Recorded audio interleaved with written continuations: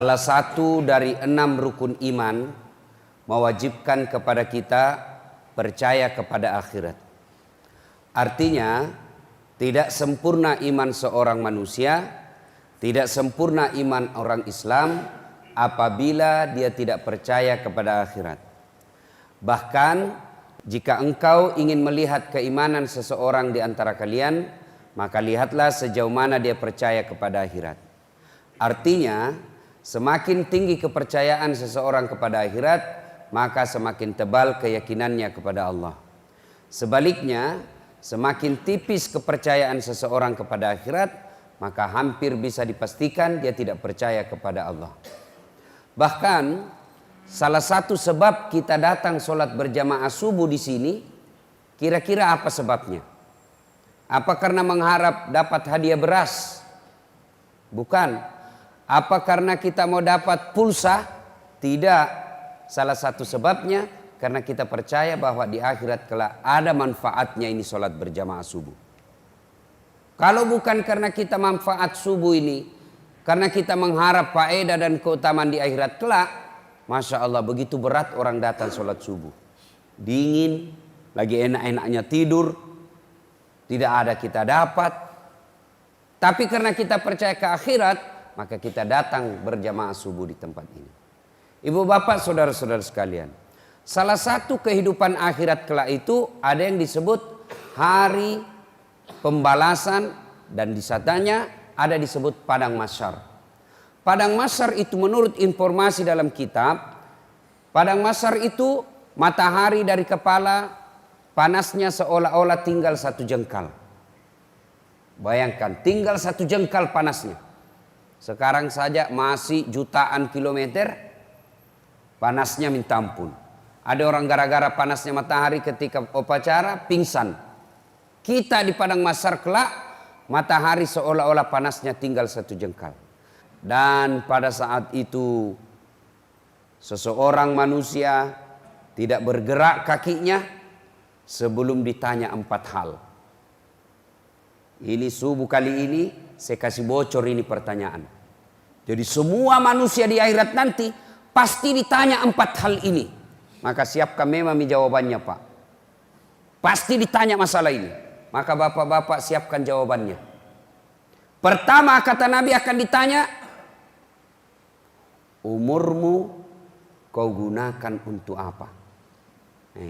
Bapak-bapak yang sudah tua-tua ini, di depan saya sudah muka-muka sakaratil maut. Sudah jawab itu nanti. Umurmu kau gunakan untuk apa? Bisa itu dibayangkan toh?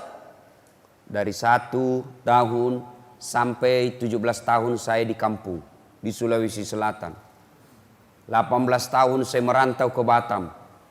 18 sampai 25 saya jadi preman.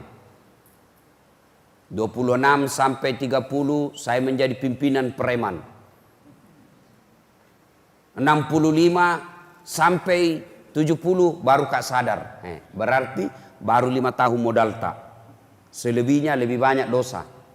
Maka sekarang bisa ditahu itu jawabannya. Umurmu kau gunakan untuk apa? Kalau kita yang masih muda kan masih bisa diperbaiki. Umur saya baru 17 tahun. 17 tahun saya jadi remaja masjid. 18 tahun sampai 20 tahun saya menjadi ketua remaja masjid. 21 sampai 25 saya sudah menjadi takmir masjid, naik pangkat. Itu sudah bisa ditahu jawabannya. Bayangkan bapak-bapak yang sudah tua-tua ini, ingat umur tak dulu. Tapi kalau umur kita yang lalu-lalu tidak bagus, wala tai'asu mir rauhillah. Jangan putus asa. Masih ada harapan untuk perbaiki. Kapan? Ketika sekarang ini kita bertobat, maka kesalahan-kesalahan bisa dihapus. Dengan catatan, dosa yang bagaimana yang bisa dihapus? Dosa yang sifatnya kepada Allah. Sementara dosa yang sifatnya kepada sesama manusia, susah menghapusnya kalau kita tidak datang minta maaf sama bersangkutan. Kalau bapak dosa kepada Allah, tobatnya kan sangat gampang. 1, menyesal. 2, mengakui. 3, tidak mengulang. 4, ganti kebaikan. Dosa apapun pasti Allah ampuni. Tapi kalau dosa kepada sesama manusia, syaratnya menjadi tambah. 1 menyesal, 2 mengakui, 3 tidak mengulang, 4 ganti kebaikan, yang kelima datang minta maaf sama bersangkutan. Pak Imam, maafkan saya. Kenapa dek? Pernah dulu hilang sendal tak? Iya, saya ngambil itu Pak. Nah, itu syarat kelima. Yang keenam, sandalnya Pak Iman harus kembalikan. Nah, tidak bisa minta maaf, sandalnya orang tetap diambil. Pak Imam, maafkan saya. Pernah kucuri sandal tak? Dia bilang Pak Imam, iya saya maafkan kok, tapi kasih kembali dulu sandalku. Nah, itu baru betul. Kalau sandalnya orang tetap diambil, tidak diterima maafnya. Nah, yang bertetangga ngambil tanahnya orang, syaratnya kasih kembali tanahnya orang. Selama tanah diambil, selama itu tidak diterima maafnya. Meskipun Allah sudah maafkan, tidak diampuni di akhirat kelak ketika dia tidak kembalikan itu barangnya orang. Maka bapak-bapak yang pernah ngambil tanahnya tetangga, kasih kembali besok. Ibu-ibu yang pernah ngambil sendok piring ketika pengantin, kasih kembali. Selama tidak kembali, selama itu tidak dimaafkan dosa-dosanya. Nah, pertanyaan pertama, umurmu kau gunakan untuk apa? Yang kedua, pertanyaan akan ditanya lagi di akhirat nanti, masa mudamu kau gunakan untuk apa? Bapak-bapak jawab begitu. Masa muda digunakan untuk apa? Dan yang ketiga akan ditanya, ini yang pokok pembahasan yang paling penting. Hartamu kau dapat dari mana? Kau belanjakan untuk apa? Berkaitan dengan kekayaan, 2 pertanyaannya Pak. Dari mana kau dapat? Kau belanjakan untuk apa? Ada orang hartanya dia dapat dengan cara halal, tapi dibelanjakan secara haram. Ada juga orang hartanya dia dapat secara haram, dia belanjakan di jalan halal. Oh tidak bisa. Harus sama-sama halal. Contoh, hartamu kau dapat dari mana? Jadi pegawai, betul-betul halal, gajinya betul-betul murni, tidak menghalalkan segala cara. Tapi sayang, dia belanjakan untuk apa? Dia pakai judi. Dia pakai nyogok, anaknya jadi polisi atau tentara, dia nyogok. Dia pakai mabuk-mabukan. Hartanya dia dapat secara halal, tapi dia belanjakan secara haram. Salah. Ada juga hartanya dia dapat secara halal, dia mau belanjakan secara haram. Mana? Secara halal mana? Contoh, uang judi. Uang judi. Dia mau sumbang di masjid. Oh enggak boleh. Uang korupsi. Dia mau bersihkan. Dia korupsi misalnya. Korupsi 500 juta. Dia sumbang masjid 50 juta. Oh enggak bisa. Yang halal Allah suci. Dan hanya mau menerima yang suci juga. Hartamu kau dapat dari mana? Maka di akhirat kelak. Prosesi tanya jawab soal harta. Oh banyak masalahnya Pak. Maka kita yang miskin, di sini enaknya jadi orang miskin Pak. Kalau kita miskin apa mau tanyakan Ki? Tapi orang kaya banyak pertanyaannya. Orang miskin apa mau tanyakan? Misalnya nanti di akhirat ada orang miskin, pekerjaannya dipanggil. Tersangka pertama, maju. Majulah dia. Nama, Inem. Pekerjaan, pembantu rumah tangga. Gajimu 500.000 per bulan. Kau belanjakan untuk apa? Ya 300.000 saya kirim ke kampungku. Karena mamaku sakit. Sebenarnya tidak ada cita-cita aku mau jadi pembantu. Tapi karena tidak ada keahlian saya, tidak ada sertifikatku, tidak ada ijazahku, maka saya jadi pembantu. 300.000 saya kirim ke mamaku karena mamaku sakit untuk pembeli obatnya. 200.000 untuk operasional saya sehari-hari. Oh ya. Terus rumah tidak ada. Rumah aja bosku ku tempati. Itu pun kamarnya kecil, sempit, panas, tidak ada kipas anginnya, tidak ada AC-nya. Mobil tidak ada. Motor tidak ada. Sepeda tidak ada. Miskin mudi, mau milih apa Tuhan? Ini miko kasih Kak. Kau sholat? Alhamdulillah sholat. Rajin saya sholat, tidak pernah putus. Sunnah-sunnahku juga, rawatibku lengkap. Sebelum sholat 5 waktu saya sholat sunnah dulu. Sudah selesai sholat 5 waktu saya sholat sunnah lagi. Puasa, Alhamdulillah, kadangkala Senin Kamis, karena kanan lapar kak, ndak mama, lebih baik daripada saya lapar saja, mending saya puasa. Sedekah, alhamdulillah, kadangkala saya sedekah sesama penjual sayur. Oh bagus agamamu, silahkan kau masuk surga. Meskipun di dunia kau hina, sekarang di akhirat kau mulia. Inam, silahkan kau masuk surga dengan penuh kemuliaan. Coba, ndak ada pertanyaannya, masuklah dia surga. Tersangka nomor 10 maju. Bah, bosnya Inam. Dia lihat Inam, bah. Ini bosku ini. Oh iya naila sekke iya. Kikiri galang. Nah ini. Mulai nih Pak, mulai ditanya. Nama Haji titik-titik. Pekerjaan kepala titik-titik. Nah ditanya nih, itu mobilmu kau dapat dari mana? Kalau dilihat gaji sama tunjanganmu, tidak bisa kau dapat itu. Dari mana? Anu apa? Perjelas. Wah, tidak jelas, Pak. Terpaksa ditinju. Buah! Jatuh matana. Mau lari ditarik lagi. Belum bisa selesai, Haji.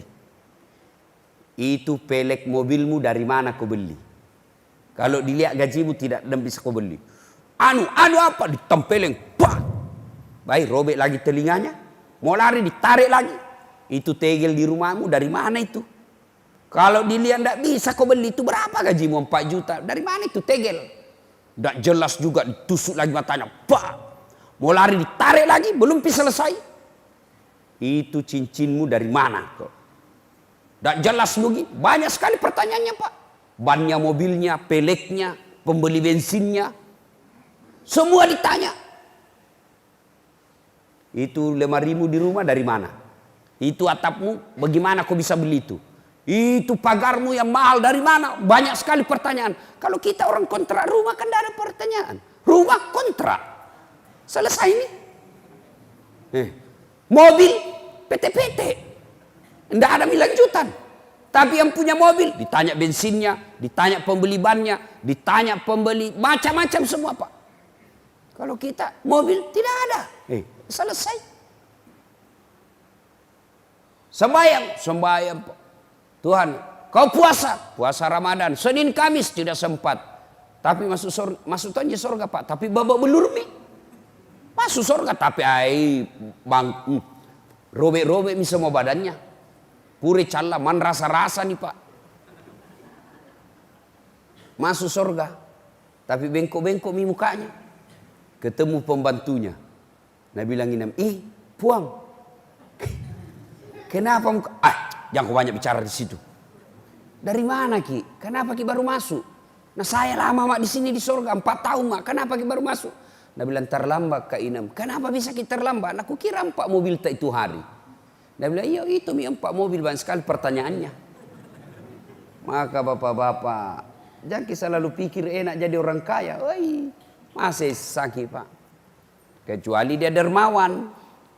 Kecuali dia banyak membantu orang, itu kekayaannya nanti enak juga, menolong dia. Saya juga tidak setuju kalau ada ustadz bilang tidak usah cari uang banyak-banyak, tidak dibawa mati. Oh keliru Pak, itu zaman dulu. Kalau saya cari uang banyak-banyak bawa mati. Bagaimana caranya? Kirim mami sebelum mati Ki. Kirim nih. Saya mau nanti kuburku pakai spring bed, pakai kasur empuk. Kirimi pembanti di panti asuhan. Ada itu kasur tak menunggu. Saya mau nanti kuburku ber-AC.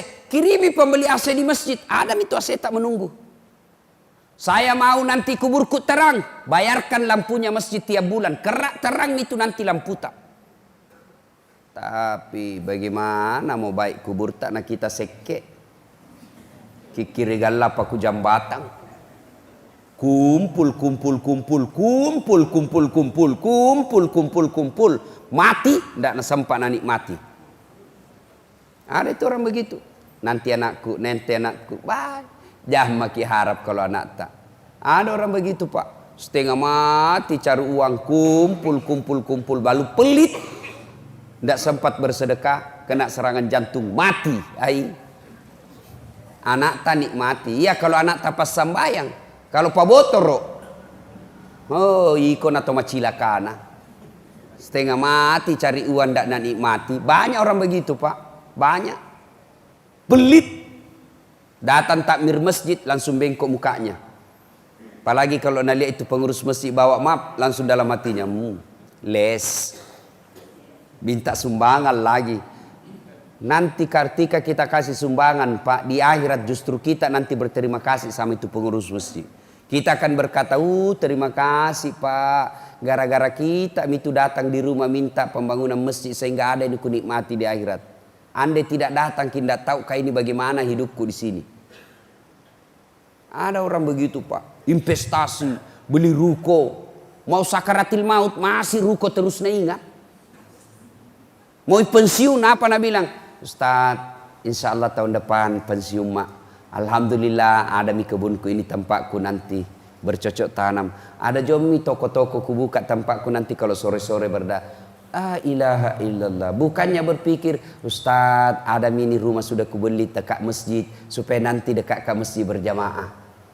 Alhamdulillah ada itu pesantren sudah ku bantu. Mudah-mudahan usia tuaku nanti bisa ke sana mengaji. Mau mati, sanging hartana na pikir. Akhirnya sakaratil maut. Nah cari itu semua keturunannya. Mana anakku yang pertama, nah bilang anaknya, ini Kak Pak ada Kak dekat kepala tak. Nah bilang lagi, mana anak bunsuku, nah bilang ini Kak Pak di kaki tak. Nah lihat lagi. Mana istriku, nah Kak Pak di sebelah kiri. Udah lihat, ada tuh istrinya. Mana Inem, pembantunya. Pembantunya nak bilang, ada aja di sini Pak Haji. Nah lihat, ada Tonji. Langsung dia bilang, siapa jaga toko? Ada semua itu. Ada anaknya, ada yang bunsu, ada istrinya, ada pembantunya. Langsung tokonya nak ingat, mati bagi siapa jaga toko. Padahal sakaratil maut itu. Kenapa? Semenjak dia muda sampai tua, toko terus nak pikir. Sakaratil maut, tokonya juga nak pikir. Jangan kita terlalu pelit Pak. Ajak sama seke. Tidak ada itu orang ibu bapak, tolong saya di Batam ini ada kita lihat orang bangkrut gara-gara sedekah. Ada kira-kira Pak? Ada. Tunjukkan nggak Pak? Ustaz, itu rumah yang sudut yang besar sekali, kaya dulu itu Ustaz. Cuma karena rajin bersedekah bangkrut. Ada kita pernah dengar itu? Enggak. Yang bangkrut gara-gara apa? Selingkuh. Selingkuh. Diperas sama ceweknya. Belikan nggak kulkas? Kalau tidak ku sebar ini foto yang sama di mobil. Sudah dibelikan kulkas, nah bilang belikan nggak juga kipas angin. Sudah dibelikan kipas angin, nah bilang AC. Kalau tidak, ku bagi-bagi ini foto ini. Habis duit gara-gara selingkuh. Bukan poligami ya, bukan poligami. Kalau poligami boleh. Yang penting bapak berani.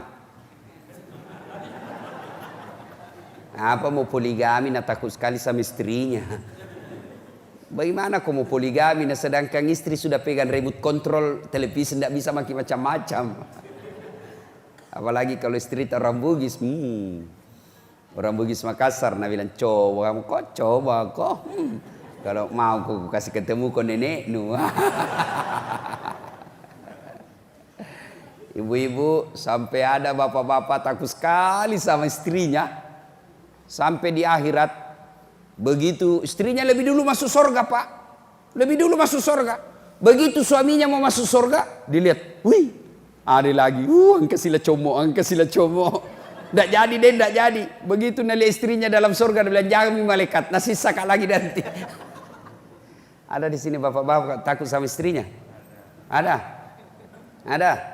Berhenti makin jadi laki-laki kalau takut sama istri. Masa mau takut sama istri Pak? Bagaimana caranya? Gaji tak semua nak ambil tiap bulan. Setiap bulan ambil semua gaji tak. Kita belikan rumah, kita belikan mobil, dicicilkan mobil. Semua gaji tak nak ambil. Bajunya kita belikan, gencunya kita belikan. Baru kita takut sama dia. Bagaimana ceritanya?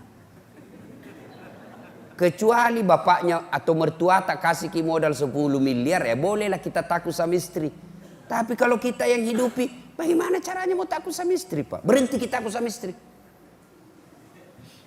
Ini juga ibu-ibu, jangan kasih takut-takut suami tak. Baru 10 menit suaminya pergi menelpon. Di mana kok Pak? Di mana kok? Ada Kak di kantor. Balik-balik kok, foto dulu baru kirim. Batena na sesa suamina, sedikit-sedikit minta foto lagi. Wah, mana gimana suami? Nah ibu bapak, saudara-saudara sekalian yang saya hormati, jangan terlalu pelit, ya, jangan terlalu pelit pak. Nah, ibu-ibu kalau beli sayur jangan terlalu pelit. Itu kasihannya nenek sepeda datang ke komplek jama kita tawar ki. Ada ibu-ibu beli sayur itu batena na tawar kasihan. Padahal itu pak gandeng berapa untungnya. Sementara kalau kita pergi di mall tawar nih. Kira-kira kalau pergi misalnya di mall-mall tawar itu sayur. Tawar mina bilang ke orang gila kapan ini. Padahal itu yang punya mall orang kaya. Ini kasihan yang bonceng-bonceng. Berapa untungnya batena na tawar. Nah bilangin maki lagi puang. Ye puang. Cantik nih bu, serasinya baju tak sama kudun tak. Batena memuji kasihan. Beda 50 rupiah masih kita tawar. Ada ndak nak tawar tapi ngambil panombo. Berapa harganya? 4.000. Deh 3.500. 4.000 ibu. Nah bayar 4.000 tapi apa nak bilang? Ya tambahnya jeruk 2 nah.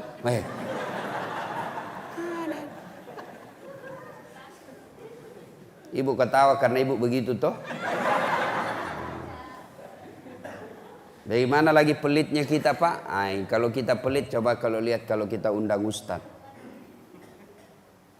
Coba maki. Kalau artis diundang. Luar biasa. 1 bulan sebelumnya sudah diselesaikan pembayaran. Kasih tiket yang paling bagus. Honornya puluhan juta. Lalu apa jidatan? Nah bawa itu artis. Nah bawa kangki dosa. Menyanyi, lenggak-lenggok, nak kasih lihat pahanya. Itu uang dikasih 50 juta, 70 juta sampai di Jakarta nak pakai minum khamar, nak pakai narkoba, dia pakai berzina. Coba, sekalinya ustadz diundang, wah, apa dijemput? Tidak, nak kirimi ojek, ojek nak kirim. Coba kalau undang ki imam masjid. Apa kita jemput? Tidak. Ojek kita kirim. Hujan-hujan lah itu ustaz kasihan. Di atas motor dibonceng motor tua. Berhujan-hujan. Satu mantil diduai. Setengah mati ditunduk itu ustaz. Sampai midek belum pi ustaz. Sampai midek belum pi lagi 5 menit. Lamanya dirasa itu. Sampai meki di sana. Barasanji panas 1 jam busa-busa kali paknya kasihan. Sallallahu alaihi wasallam. 1 jam itu kasihan berdoa. Baca Yasin, Barasanji. Mau pulang berapa kita kasih? 25.000. Uang bonyok. Nah bilang suaminya, kenapa kau kasih begitu kau dong ustaz? 1 jam kau itu nak bacakan doa, nak barak kaki rumahmu. Masa 25.000 kau kasih istrinya? Bungkus kamu kau ditutup songkolok sama kue di situ nak bawa pulang. Bagaimana? Jangan ketawa, serius orang ini pak. Bagaimana nak tamu sekolah agama kalau nak lihat begitu itu ustaz kasihan. Ya, jangan terlalu pelit pak. Harta kau gunakan untuk apa? Kau belanjakan untuk apa? Dan yang keempat pertanyaan di akhirat kelak. Ilmumu kau gunakan untuk apa? Ada nanti pertanyaan, ini khusus para ulama, para ustadz ini. Ditanya, ilmumu kau gunakan untuk apa? Jangan sampai ilmu kita hanya memecah belah umat. Jangan sampai ilmu yang kita sampaikan hanya menimbulkan keresahan. Karena ada juga itu yang mengaku ustadz, meresahkan saja dakwanya. Suka memecah belah umat. Suka kasih bertengkar umat. Yang dia ceramah hanya masalah khilafiyah saja. Masalah perbedaan pendapat saja dia bahas pak. Soal kunut tidak kunut, sujud kasih begini tangan atau tidak, takbir begini dan begini, itu saja yang selalu dia bahas. Kesalahan-kesalahan orang yang berjamaah. Kenapa orang berjamaah salah? Kenapa bukan kita ajak orang kaya datang ke masjid, anak remaja masjid kita undang ke masjid? Lebih baik itu yang kita bahas. Ada juga penceramah pak, bikin bingung selesai ceramah. Ceramahnya neraka saja terus nabahas. Ada kan begitu pak. Kau akan dibakar, ditusuk pantatmu, dipotong lehermu, ditindis telingamu, ditindis ke telinga kanan, keluar telinga kiri, digunting lidahmu. Apa Anda bilang anak muda aja mau ke masjid dia bikin takut-takut. Iya kan ada penceramah begitu toh. Nah, ibu bapak saudara-saudara sekalian, dan pada akhirnya berbicara tentang akhirat tidak bisa disentuh pakai akal, tapi harus melalui iman. Ketika iman kita baik, maka insya Allah semakin percaya kita kepada akhirat. Dan akhirat pasti akan datang.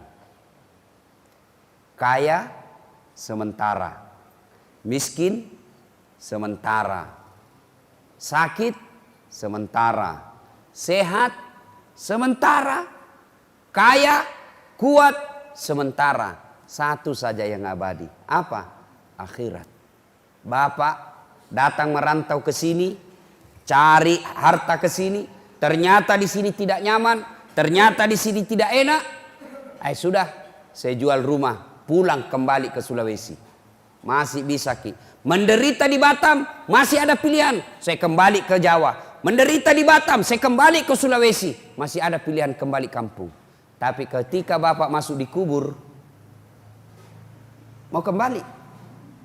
Sudah masuk di akhirat. Deh, ndak enak di kubur, kembali lagi deh. Ndak ada. Kota mana ki burui, ewaya lemu cilaka. Dek nagaga, tinggallah kita di situ. Maka Bapak Ibu saudara-saudara sekalian, percayalah kehidupan dunia ini hanya sementara. Yang abadi adalah akhirat. Maka Allah Subhanahu wa taala bertanya dalam surah As-Sajdah, "Apa man kana mu'minan kaman kana fasikan?" Apakah sama orang beriman dengan orang fasik? La yastaun. Tidak sama kata Allah. Ammal ladzina amanu wa amilus solihati falahum jannatul ma'wa. Bagi mereka yang beriman, beramal soleh, kami kembalikan mereka ke dalam surga. Surganya dunia, insya Allah surganya akhirat. Jadi orang kalau beriman itu Pak, sudah dapat surga dunia, surga akhirat. Adakah surga dunia? Ada. Surga dunia itu tenang, tidak banyak uangnya, tapi ada manfaatnya. Anaknya taat, istrinya baik, suaminya baik. Itu surga dunia.